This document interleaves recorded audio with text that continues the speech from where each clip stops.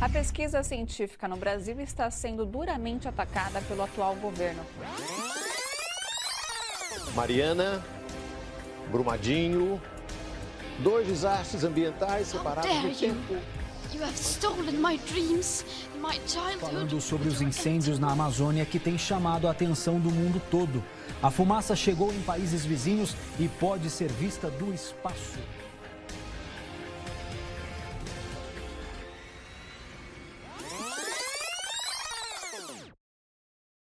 Fala, Sapiens! Tudo bem com vocês? Bem-vindo a mais um episódio do podcast Sério Sapiens, o seu podcast mensal sobre temas variados do universo das ciências biológicas. Eu sou a Gabriele. E eu sou a Gabriela. Bom, pessoal, espero que todos estejam bem. Quem pode ficar em casa, esteja em casa, seguindo todas as recomendações de higiene e cuidados da Organização Mundial da Saúde. E nunca é demais lembrar, então fique em casa, tá bom? Bom, então hoje a gente vai conversar sobre um tema que por si só gera bastante polêmica e é inclusive motivo de discussão entre nós, biólogos e outros pesquisadores da área. Gabi, vamos falar então de animais em cativeiro e a função desses espaços na conservação de espécies. E é importante a gente falar que em cativeiro estamos englobando aqui, nessa palavra, várias instituições como aquários, zoológicos, santuários, parques e entre outras instituições. Exatamente, os exemplos são diversos. Analisando, então, a relação homem versus animal, a gente pode dizer que esse processo, o processo de domesticação de animais, provavelmente está relacionado com o que entendemos hoje por cativeiro. Exato, e alguns estudos antropológicos e arqueológicos mostram que a convivência entre os animais e o homem sofreu mudanças significativas a partir do período que a gente chama de Neolítico. É conhecido também como a Idade da Pedra Polida. E foi a partir desse período que a organização social da nossa espécie mudou, deixando de ser nômades, e passamos então a produzir e cultivar o nosso próprio alimento. Nos dedicamos à criação de outras espécies para alimentação, proteção, trabalho e até mesmo companhia. Gabi, esse tipo de relação, então, baseada na dominação, ajudou a sedimentar a nossa ideia de superioridade em relação aos outros animais, às outras espécies. Então, foi a partir desse período que a organização social da nossa espécie mudou e deixamos de ser nômades e passamos a produzir e cultivar o nosso próprio alimento. Nos dedicamos à criação de outras espécies para alimentação, proteção, trabalho e até mesmo companhia, se a gente for ver. E esse tipo de relação, baseado na dominação, ajudou a sedimentar nessa nossa ideia de superioridade em relação aos outros animais, às outras espécies. Sim, aliado àquela sensação de domínio, sentimentos como afeição e até mesmo poder, fizeram com que o homem estabelecesse as primeiras coleções zoológicas vivas, além da prática de confinamento de animais. O hábito de colecionar espécies, mais tarde, envolveria a contemplação e exposição e, possivelmente, o surgimento de espaços que futuramente chamaríamos de zoológico. Gabi, então, baseado em algumas evidências, o primeiro espaço semelhante a um zoo teria surgido no Egito em 3.500 a.C. Então, estudos arqueológicos descrevem uma grande coleção de animais selvagens e entre os vestígios encontrados nas escavações estavam ossos que pertenciam a gatos selvagens, elefantes e hipopótamos. E além disso, por meio de outros estudos, também foi possível inferir que estes animais, eles possivelmente eram mantidos em cativeiro e também alimentados nesses espaços. É importante a gente frisar que nesse contexto que a gente está conversando com vocês, a permanência de animais em cativeiro possivelmente não estava vinculada a qualquer ação que visasse a conservação das espécies, mas sim ligada àqueles status e poder puramente ao entretenimento, que é, de fato, uma crítica a esse momento. Mas ao longo do tempo é possível perceber que essa relação ela acabou mudando um pouco, Não que essa mudança tenha ocorrido por fatores positivos. Infelizmente. Já que devido a várias ações de origem antrópica, principalmente o processo de degradação ambiental, a gente percebe que temos contribuído diretamente para a destruição de habitats e extinção de espécies. E falando em extinção, em contexto brasileiro, temos algumas espécies que estão com status de ameaçadas, Sim. E aí a gente vai dar uma pincelada breve em dois exemplos. O primeiro deles, então, é a onça pintada, o maior felino das Américas. essa espécie está no topo da cadeia alimentar e ela está ameaçada principalmente a causas relacionadas ao homem, como o desmatamento de seu habitat e a caça de suas presas. Outra espécie também que tem sofrido risco de extinção é o tamanduá-bandeira, né? Gabi, ele é um dos maiores mamíferos do país, sendo um animal muito importante para o meio ambiente, pois ele faz o controle populacional de formigas e de cupins. E aí vale destacar que a gente colocou esses exemplos, né, que são exemplos bem emblemáticos, mas a gente também não pode se restringir ao que a gente chama de fofofauna, né? São aquelas espécies carismáticas e que costumam ocupar as bandeiras de conservação. E se a gente for olhar os dados, a vulnerabilidade da espécie do tamanduá-bandeira preocupa bastante os pesquisadores. Gabi, algumas das principais causas dessa ameaça, né, são as queimadas, o desmatamento. Sim. E também é uma das espécies de fauna brasileira que mais morrem por atropelamento nas estradas do país. E é dentro desse contexto todo que a gente está conversando que entra um outro sentido, né, para esse tema. A manutenção de animais em cativeiros começa a assumir um novo papel, que é o de proteção e também conscientização sobre essas questões dos nossos impactos. Por essa razão, nesse episódio, em especial, teremos 2 participações para nos ajudar a discutir e entender melhor esse tema tão importante. Bom, pessoal, então a gente decidiu convidar 2 amigas queridas da nossa Biologia UFSCar para nos ajudar, então, a conversar e apresentar esse tema para a gente. Eu gostaria primeiro de agradecer a vocês, as nossas entrevistadas, né? A presença, a disposição, a disponibilidade. E eu gostaria que vocês se apresentassem, falassem um pouquinho da trajetória pessoal de vocês e profissional também. Olá, Sapiens! Eu sou Bia Cabreira. Como a Gabi falou, eu fiz Bio na UFSCar e eu entrei no curso da Bio com o sonho de trabalhar com animal, principalmente zoológico ou animal marinho. No decorrer da graduação, eu tive a oportunidade de fazer estágio, voluntariado em zoológicos, aquários e centros de reabilitação de animais marinhos. Com essas experiências incríveis que os estágios e voluntariados proporcionam, eu só fui aumentando essa paixão que eu tinha por animais, né? E durante a graduação, ainda nela, eu conheci a área de comportamento animal e enriquecimento ambiental. Eu me fascinei por essa área, aprofundando mais nesse assunto tanto no meu trabalho de conclusão de curso, quanto na minha pesquisa de mestrado. Recentemente, no meio da quarentena, eu terminei meu mestrado em conservação da fauna, na UFSCar, junto com o Zoológico de São Paulo, onde eu trabalhei com avaliação de enriquecimento alimentar com itens naturais, com ferramenta para conservação do mico-leão preto. Atualmente, eu estou migrando para o grupo de pesquisa da USP, que trabalha com variação cultural em macaco prego de vida livre. E acho que, como já deu para perceber, eu sou apaixonada por animais, especialmente primatas, e eu quero sempre contribuir para a conservação deles, tanto em zoológicos quanto na natureza, através da minha pesquisa. Oi, gente, eu sou a Bia Hobby. Eu entrei na UFSCar em 2011, no curso de bacharelado, né? E eu sempre gostei de tudo na biologia, não tinha bem uma área que eu mais gostava que as outras. Até que eu fiz intercâmbio pelo Ciência Sem Fronteiras, na Irlanda, e lá eu comecei a me interessar um pouco mais por paleonto, e quando eu voltei eu decidi começar meu TCC com paleontologia mesmo. E aí foi só no último ano que eu tive contato com a disciplina de ecologia comportamental, e foi quando eu me apaixonei também.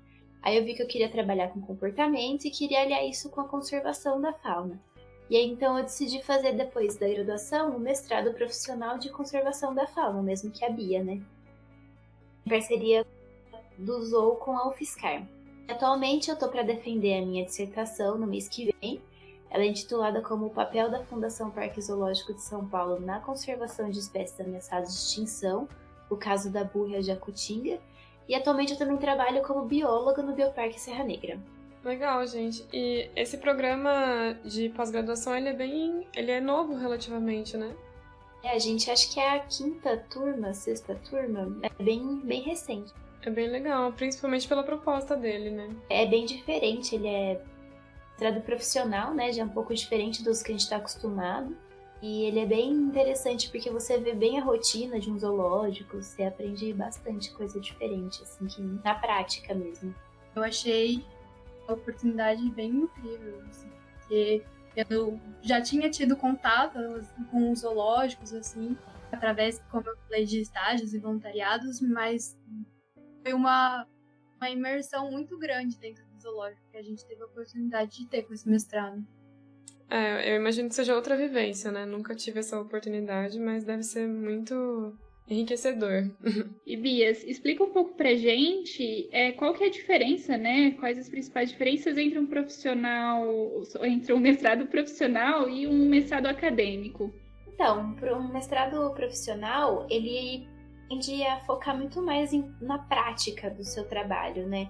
Acho que o acadêmico vai muito para ficar no laboratório, em dar aula, nesse ambiente bem universitário, assim mesmo. Entendi, bacana. É uma dúvida aí, acho que a maior parte da galera tem, né? Também é um pouco confuso para quem não é da área entender alguns termos que a gente fala às vezes, né? Como in situ e ex situ. Vocês poderiam falar um pouco pra gente sobre isso? Dar alguns exemplos do que seriam? Bom, a conservação in situ ela é toda ação realizada no ambiente natural da espécie. Então, ela pode englobar desde ações para levantamento de animais no local até a criação de unidades de conservação, para proteger a fauna e a flora desse ambiente.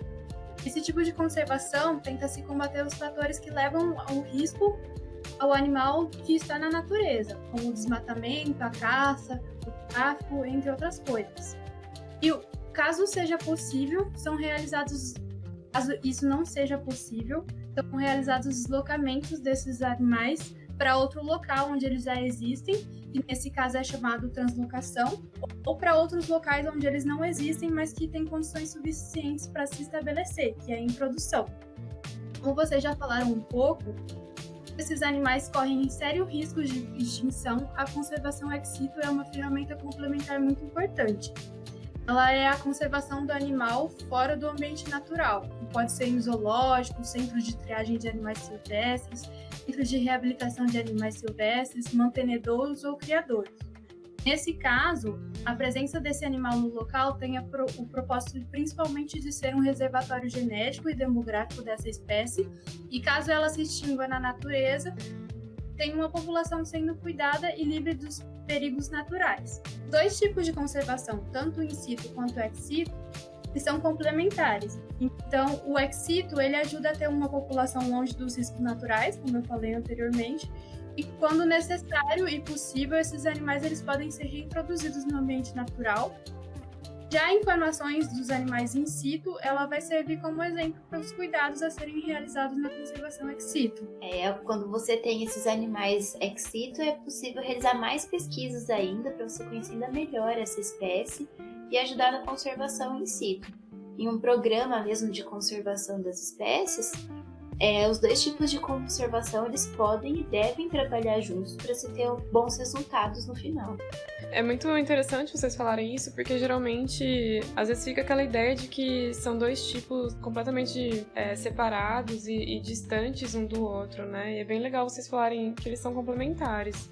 Sim, eles são muito necessários os dois juntos. Legal. Bom, meninas, como vocês comentaram, então, os zoológicos eles são exemplos de conservação ex situ, né?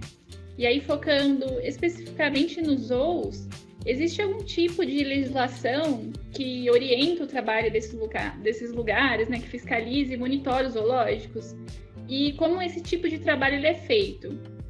Então, a primeira lei relacionada a zoológicos foi criada só em 1983 aqui no Brasil.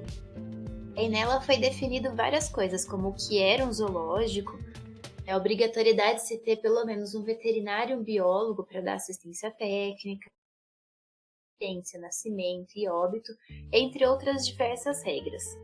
E aí foi só depois, em 2015, que foi criada uma instrução normativa, que aí sim, ela é muito mais específica para esses empreendimentos, e nela tem todas as etapas de solicitação de autorização, porque não é só você falar assim, quero ter um zoológico, tem que ter um monte de autorização do Ministério do Meio Ambiente, é bem burocrático para ser tudo certinho, né? Por exemplo, a primeira autorização que você tem que pedir, o primeiro passo, é a autorização prévia. Depois que você conseguir essa autorização, você tem que pedir a de instalação, que aí vai autorizar você a começar a construir todas as estruturas necessárias. E elas têm que ser bem descritinhas em documentos, com planta arquitetônica, detalhe de como vai ser o manejo, do que o bicho vai comer, o que ele vai fazer, o espaço que ele vai ficar, segurança também para esses animais. E depois, só de tudo isso pronto, é feita uma vistoria para ver se está tudo dentro dos padrões.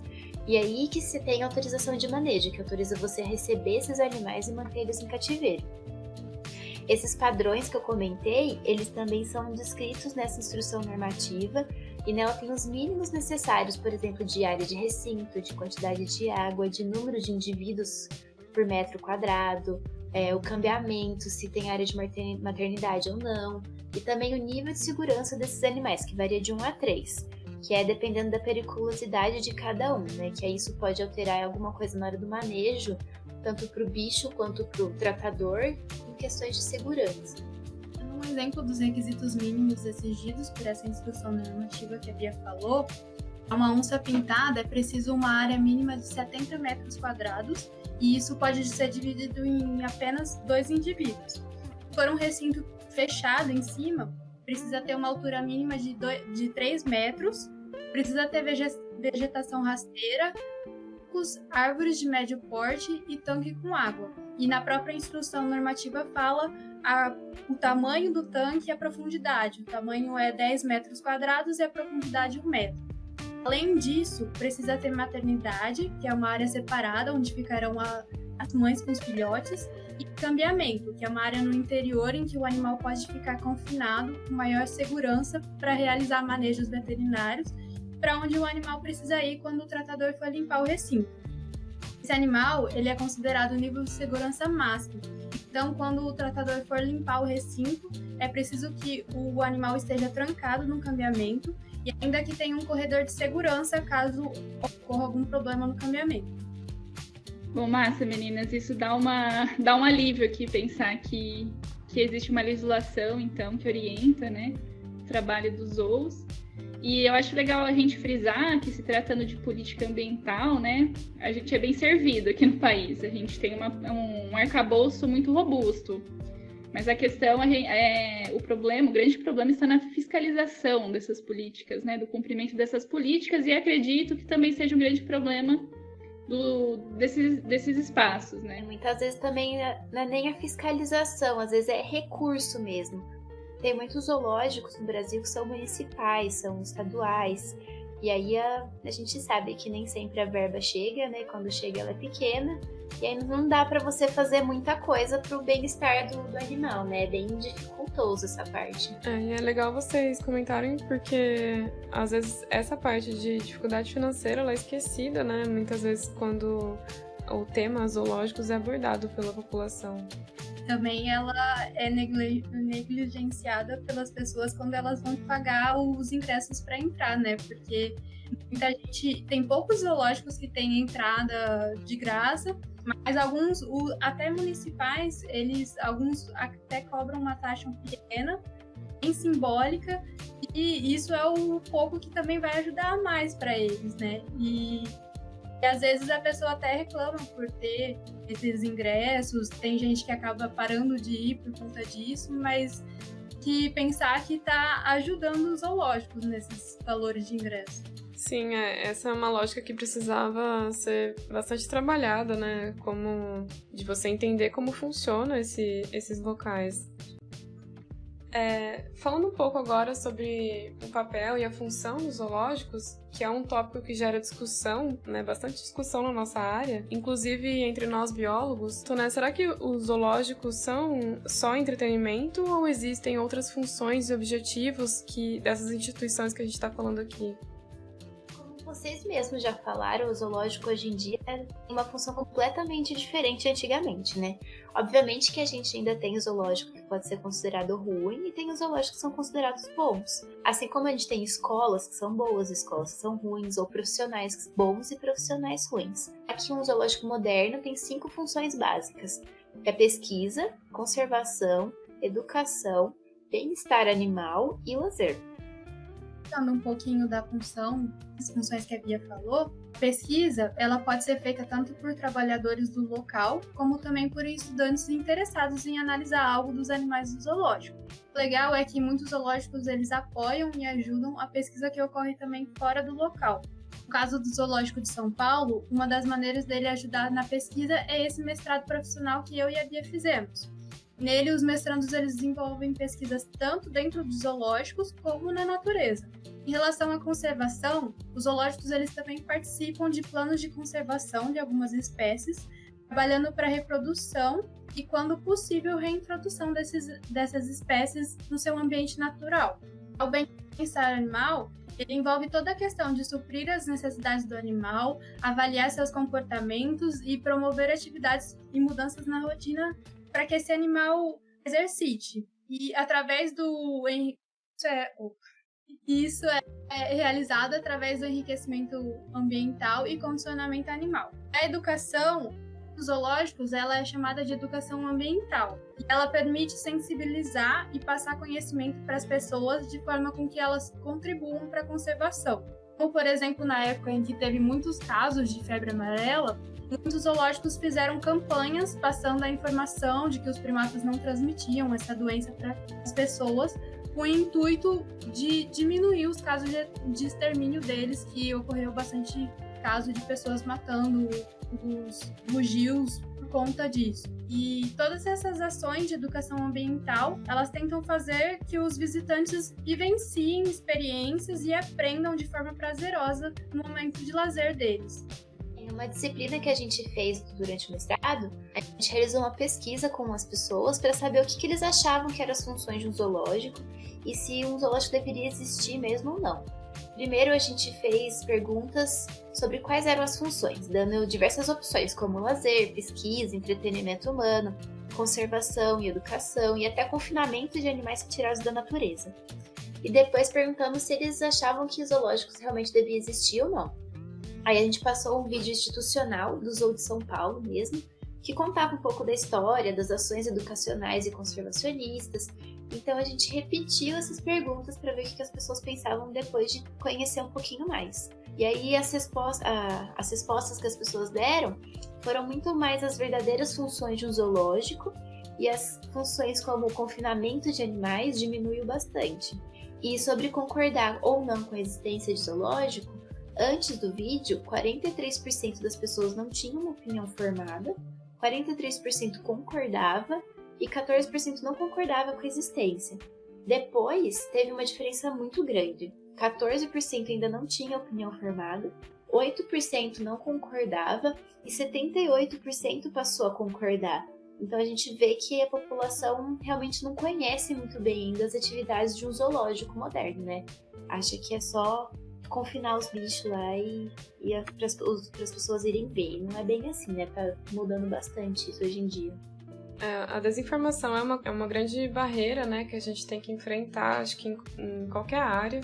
Mas na área de zoológicos, eu vejo que isso é muito comum, né? Esse senso comum de achar que a função de um zoológico não passa de encarcerar animais e essas coisas que a gente ouve. Então, no princípio foi, né? Só que agora já mudou muito, então tem que ir mudando o nosso pensamento, as coisas, né, que estão mudando. Inclusive, agora nessa quarentena, né? Não sei se vocês chegaram a ver, mas nas redes sociais viralizou muito algumas imagens de animais confinados e fazendo esse paralelo da gente em confinamento, em quarentena. Então a gente ainda percebe uma grande ignorância em relação às pessoas do papel, do real papel dos zoológicos modernos, como a Bia falou, na conservação, né?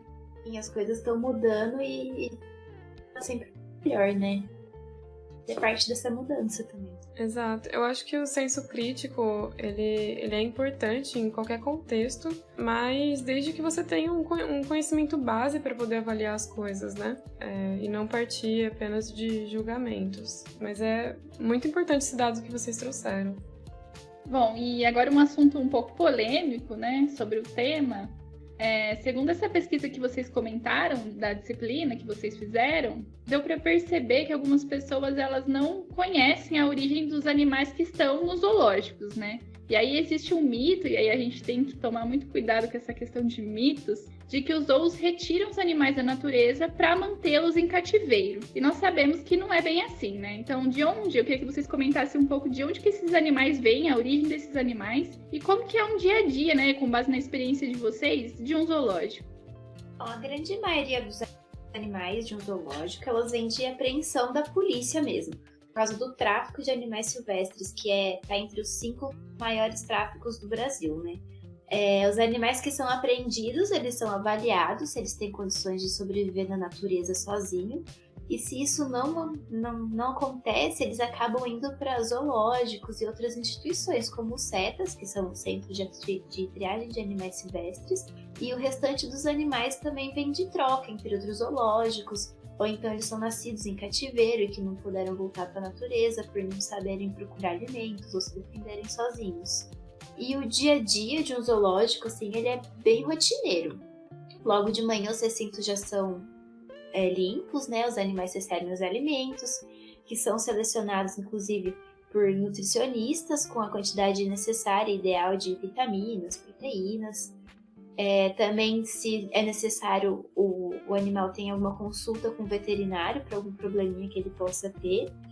E se esse probleminha precisar de mais exames, eles coletam sangue, fazem raio-x, e se eles não têm como fazer exames mais específicos, eles fazem parcerias com universidades de medicina veterinária que tenha mais expertise para poder ajudar mesmo, né? E também é realizado o manejo preventivo, para evitar de ter alguma surpresa desagradável. Os zoológicos, eles também realizam atividades voltadas para o comportamento animal. Normalmente é feita observação comportamental dos animais do local e é aplicado enriquecimento ambiental e condicionamento animal. Vocês sabem o que são essas duas coisas? Bom, Bia, eu acho que o enriquecimento ambiental, ele deve estar relacionado aí à manutenção da qualidade de vida desses animais. É o ambiente que ele tá, né? Bom, o enriquecimento ambiental são modificações no recinto ou na rotina do animal com o propósito de gerar novos estímulos e novas oportunidades. Por exemplo, na minha pesquisa de mestrado, eu coloquei itens alimentares diferentes do que eles estavam acostumados e de forma dificultada, dentro de bambu, dentro de caixa, no meio de folhagem, entre outras coisas.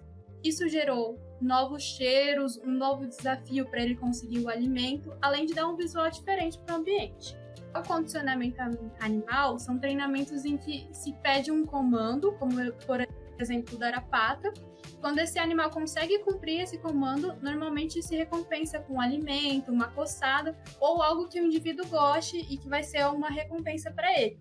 Esse tipo de treinamento ele vai ajudar em atividades veterinárias, como por exemplo olhar machucados, aplicar remédio, e ele vai facilitar o contato e a proximidade do animal com a pessoa que está fazendo o condicionamento. Então, em relação à rotina do zoológico nessa área de comportamento, enriquecimento e condicionamento, existem zoológicos que têm um setor só para isso. Tem alguns outros zoológicos em que os tratadores dos próprios animais ou os biólogos locais são os responsáveis por fazer essas atividades. Normalmente é feita uma programação semanal de enriquecimentos e condicionamentos. A frequência deles para cada animal é de acordo com a necessidade comportamental desse animal. Bom, como a gente gosta do debate, chegou aquele momento polêmico do episódio. Afinal, esse tema rende diversas opiniões e discussões sobre. E agora a gente vai falar um pouco, então, sobre o ativismo animal. Como é para vocês, meninas biólogas formadas na área, ver algum desses ativistas que muitas vezes não têm um conhecimento tão aprofundado sobre o tema, levantar algumas discussões ou opiniões um tanto quanto problemáticas sobre o funcionamento dos zoológicos e essas instituições? Olha, Gabi, infelizmente isso é algo que ocorre muito. Ainda existem muitas pessoas que são contra zoológicos e o maior problema disso, como você mesmo já falou, é que elas não têm uma vivência do que realmente os zoológicos fazem. E muitas vezes, quando elas vão falar algo sobre o zoológico, elas acabam não buscando informações reais. Aí elas compartilham notícias falsas, que só vão representar as visões delas, que são erradas, não a realidade. Teve um exemplo muito forte que eu vivenciei, que foi o caso da morte de uma elefante africana em um zoológico. Essa elefante ela ficou por muito tempo doente. Durante todo esse período, a equipe do zoológico ela lutou constantemente para conseguir curá-la.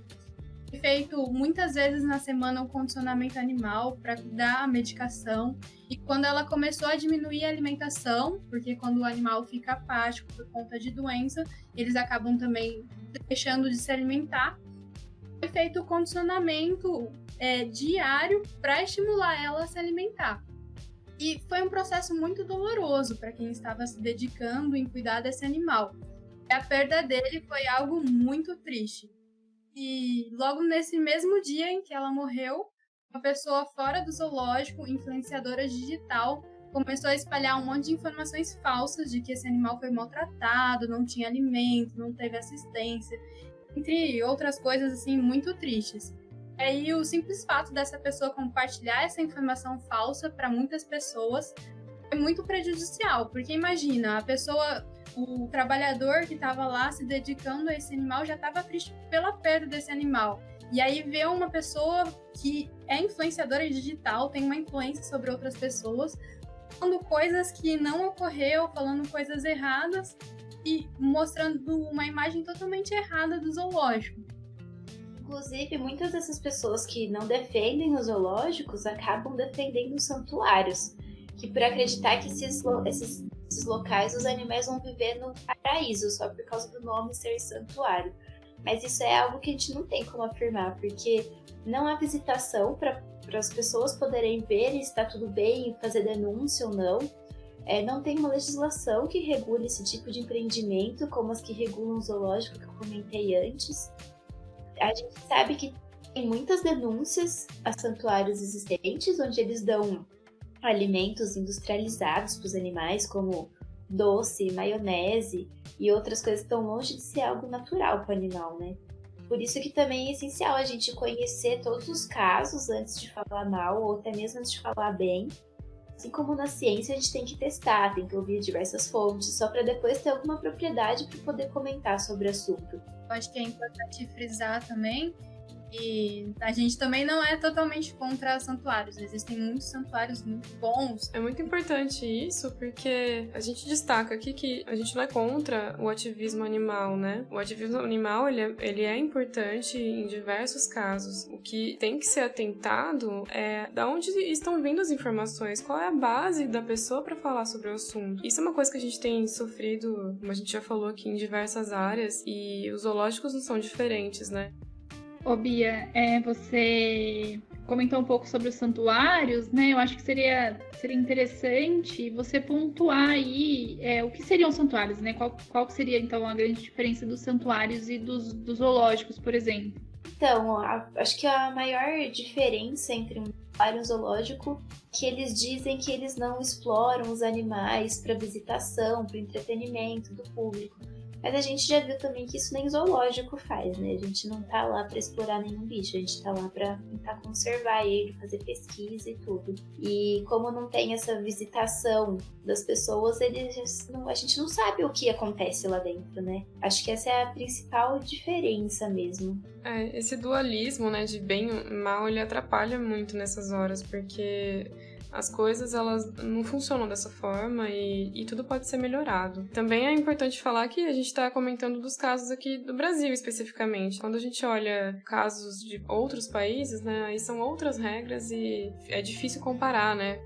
Eu falei, a gente não pode sair falando bem ou mal sem conhecer. A gente tem que conhecer tudo antes de tanto elogiar quanto criticar, né? Não dá pra gente falar de casos de ambientes assim como nos Estados Unidos, alguns que a gente já conhece bastante, que ocorrem na Argentina, né? Cada país tem sua legislação e tem que ser olhado com muito cuidado na hora de comparar. Cada país tem a sua legislação pra isso, né? Então outros 500. Mas bom, como tudo que é bom dura pouco, né? A gente vai se despedir agora. Por enquanto é só. A gente gostaria de agradecer a presença das meninas aqui nesse episódio, né? Eu acho que deu pra aprender muito com elas. Então, muito obrigada, viu, pela disponibilidade de vocês. Eu que agradeço pelo convite. É sempre bom poder falar de zoológico. Precisando me distrair. Eu que agradeço também. Foi muito legal conversar com vocês. E acho que a gente acabou aprendendo um pouquinho cada um sobre o zoológico. Espero ter ensinado alguma coisinha também. Com certeza, valeu muito a pena, gente. E é isso, espero que vocês tenham gostado. Sigam a gente nas redes sociais e se inscrevam no nosso canal. Bom dia, boa tarde, boa noite e boa quarentena pra vocês. Fiquem em casa, galera.